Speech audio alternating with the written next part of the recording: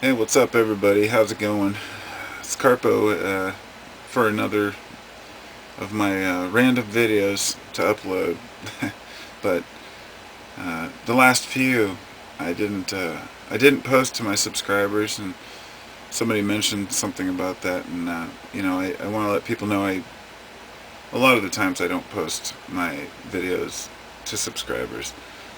I mean, if I was trying to get attention or get views, I guess I would always leave that box checked. But my intention's not that. Um, Certain subjects aren't really. I feel like why bother people with, subscription nonsense. I've had an interesting few days because have uploaded a few videos about various subjects, and or rather I made the videos and I never uploaded them. Um, a few long ones. It's like I go through these phases where I kind of lose interest in making videos because I have a moment of clarity where the things I'm going through can't be expressed in life, and so I'll go through that phase, I guess, and kind of come back into a general discussion, I guess, about life. But anyway, so this is just kind of a rant, I guess. I had an interesting experience yesterday on Halloween, and I was walking up to pick my son up from school, and I always take random different routes. And I'm walking along, it's raining out, I'm walking through the neighborhood, and I see this white rabbit in a front yard. It's kind of out by the street, he's eating, and I tried to walk up to him, and he took off. He was skittish, but I didn't think much of it. I just kind of let it go, and then later on, I got home, and I kind of thought about it a little more, and I don't know if I already mentioned this in a previous video, but I kind of, probably not because it was yesterday, but I I just had this feeling there was something about it, that the universe was trying to tell me something, and I take everything as a sign, especially things like that. But at the same time, I kind of let it go, because you can only read so much into it. A lot of people would say, well, it's obviously a pet, it's not a wild white rabbit. It doesn't matter to me. It's the symbolism of the rabbit is humility. The symbolism of the white is divinity or purity. So the way I see it is, it was kind of a showing me that there's purity through humility. To be humble myself to the reality, and it it kind of told me I was on the right path, but I had to think it through. Then today, uh, my son was in there watching Pound Puppies. It's the cartoon, the new Pound Puppies cartoon. It's cute. I like it. The characters are good, and I was sitting there watching an episode with him, and all of a sudden the head dog, I don't remember his name, but all the other dogs were fretting over what to do. And the head dog was sitting there meditating by the fence, looking through the fence, or I should say staring towards the fence with his eyes closed. And you could tell he was meditating and ignoring all the chaos around him. And then all of a sudden he opened his eyes. And a white rabbit on the other side of the fence just kind of jumped up, ate some grass in front of him. And he said, he said, aha, I've got it, or I had an epiphany or a realization. And I just laughed to myself thinking, okay, that's the kind of the confirmation I needed. As if, seeing a white rabbit on the cartoon is one thing, but the fact that he's meditating, I've been really on this meditation thing lately, trying to get myself into ritual meditation, regular meditation, because that personal silence is the only way we can really commune. I think that people try many different practices. I should say, an hour of meditation is worth a lifetime of prayer, is what they say. And well, my camera ran out of space there, so anyway, I'm not sure where it cut off. I'll have to edit that. I was saying that they say that an hour of meditation is worth a lifetime of prayer, and that's not meant as any disrespect for anyone who prays, because I think we all pray. I mean, I spend my time speaking to the universe. I speak out loud to my intentions to the universe every day. Um, Not my wants or desires. I never ask for things unless they're something that I need to better my life or the life of those around me so I can improve it for everyone else. In other words, we abandon materialism sometimes so much we're afraid that we can't even have money or possessions, or else we're somehow non-divine. It doesn't work that way. Um, Everything carries an energy, and it depends on what energy you put into it. But I don't really. I've had some interesting dreams lately, and I've had some interesting moments of revelation. And this all started after I found, or after I read the Kabbalion.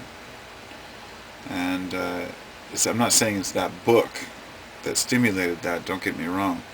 It's not just that book. It's many other, I guess it's the whole idea of the Gnosticism and the archetypal understanding of everything. In other words, by understanding that all gods, all people, all major figures in history, at least the biggest ones, the largest mythological characters, are most often archetypes. They're symbols for our human behavior, our wants and desires. And in fact, there's Sophia. We talk about philosophy. And philosophia, that is love of wisdom. Sophia is supposed to be wisdom. And if you actually trace the word back to to the Greeks, it really means divine wisdom. It means holy wisdom. So in other words, Sophia doesn't just mean learning. It has nothing to do with gaining knowledge in life. It has to do with knowing. Sophia is knowing. And by understanding that, I was able to set aside many of the concepts that I'd tried to understand about the past. Like, what does this mean? It means what you make it mean. It means that when you hear these stories over and over repeated through so many different cultures, you see the symbolism in them. Just like the story of Jesus with the same symbolism of the divine birth and the wise men and the kings, and everything in there has been predated Christianity. We know that, but it's not worth the debate. It's the scholars have spoken. The history is opened up now, and we see things for what they really are. And I'm very grateful to live in a time where I can do this. Where I can learn these things, yet still be open enough to discuss them with people. And it's unfortunate that that when you get to a certain point, you have to just take on your own path. Like someone said earlier in a comment, I think if it was translated right, he was speaking in Spanish, but that I should check out a couple of these Master so-and-so and Master so-and-so. I think there were these Christian Gnostic leaders, and I said, well, at some point, you can only take so much from a leader, and then you have to take your own reins.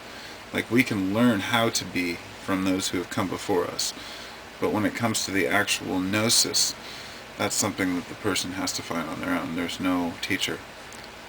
That's why the best gurus leave the questions open-ended for the student. And it's sad because so many people take advantage of this ancient wisdom by putting forth really horrific, I shouldn't say horrific, just horrible claims and theories. They use it for racial separation, to justify all different types of thinking and behavior. I guess one guy in particular, this is somebody I wasn't aware of, and I don't usually talk. John Lash, I think was his name. I'd never heard of the guy, and earlier I found myself in my recommended list was this this story about, it was an interview with him or something, or a speech on the phone, whatever. He was talking about gnosis and this particular Gnostic text from Nag Hammadi in 1945 when they discovered those texts. And it started out great. Like, he was talking about the idea of of Sophia, the Sulfic message, if you will. And I'd never heard of the guy, so I didn't know where he was going with it. But after about 45 minutes, he mentioned something about how the moon's been doing weird things and it's been kind of tilted and out of orbit. I'm like, what is this guy talking about? Then he goes on to talk about the Earth and how it's been slowing down in its, speed around the sun and doing erratic things. And I said, wait a minute, back up here. I followed him for about 15 minutes and I had to turn it off. I was like, I can't listen to this anymore. It's just utter garbage. And I was like, who is this guy? And I looked him up, and John Lash, all these people, talking about how he's just making crap up, but also all these followers who think he has such great work. You don't know how many people will just listen to whatever they're told about these ancient ideas. And it's unfortunate, that people get trapped into believing such nonsense. Because, what people are doing is they're taking ancient wisdom, which those who seek that ancient wisdom don't go around sponsoring it or trying to bank off of it. There's no money involved, in this type of thing, as far as selling books and gaining notoriety. This kind of knowledge, if somebody truly understands it, it's a humble understanding that the individual takes under his belt. It's a lifetime of practice. And so, in other words, you can sense the values of another person, and you can tell when a person is not living up to, at least when a person doesn't understand it.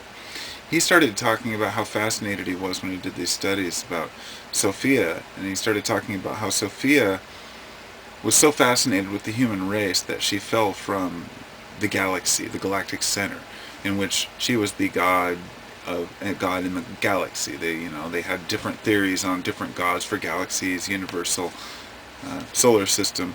Of course, this goes way back. They said that she fell and then became mortal, or part of the earth, the Gaia. I mean, it's the same Satan story, fall from grace. And if you compare the story of Sophia falling from the heavens to and it wasn't by choice. Sophia was not forced out of heaven, but she didn't expect it. And the same thing happened with Satan when he was cast out of heaven. You look at the metaphors in the story, it's just, they're the exact same thing. The idea, both being knowledge, because Sophia is wisdom. So what it means is that we don't fall from grace in the sense that we're sinning by learning. It means that by learning, we're falling. We can fool ourselves. We can go either way. We can take ourselves further away from the divine nature of ourselves, which I think we all know inherently is something we need. Or we can move closer towards it. And there are very few of us. You find fewer and fewer people who are really willing to go the distance, because it takes a lot of mental anguish to go through all the different thought process in life. But once you get to that point where you just let things flow, everything just kind of comes. Everything comes. And you can sense and you can seek without worrying about being fooled by these people like John Lash, who make things up in order to, for whatever reasons. And I'm not picking on him by any means. I just heard him today for the first time. And he's one of dozens of speakers on this kind of thing that I've heard that have just made up a bunch of crap, to sell books. And I'm grateful that I can see right through it.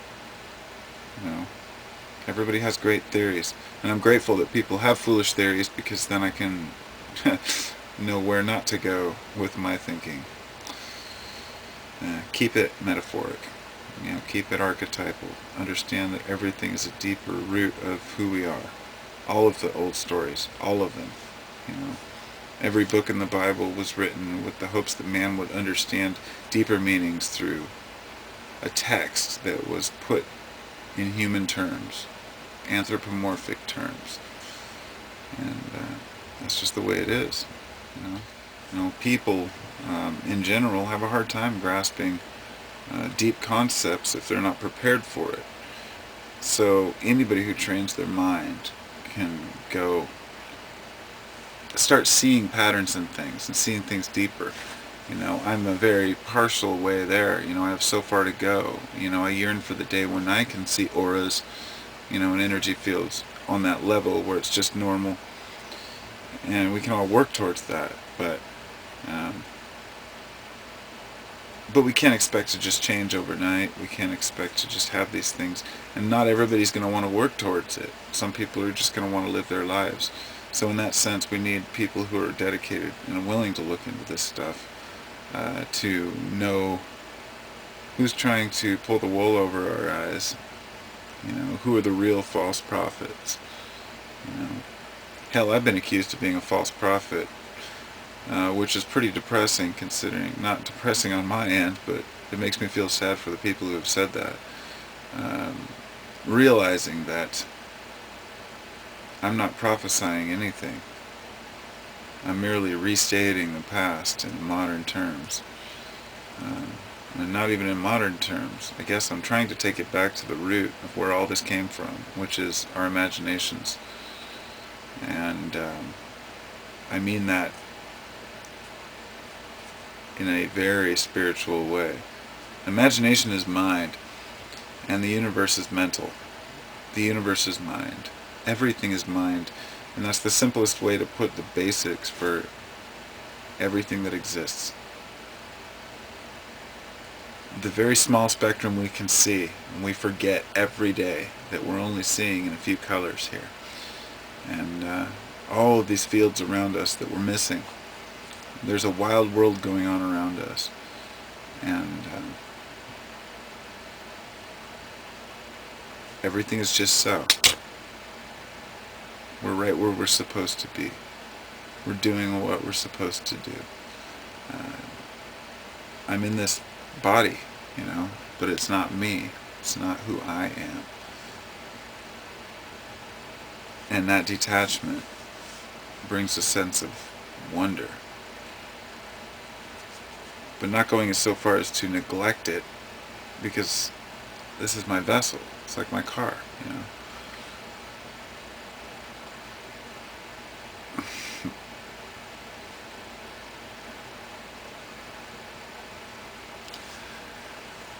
Yeah. Anyway, hope you all have a great evening, morning, whatever it may be. Guess I get to set my clocks back tonight. Let's see. Does that mean an extra hour, right? Yeah. Extra hour sleep. Whoop-de-doo, right?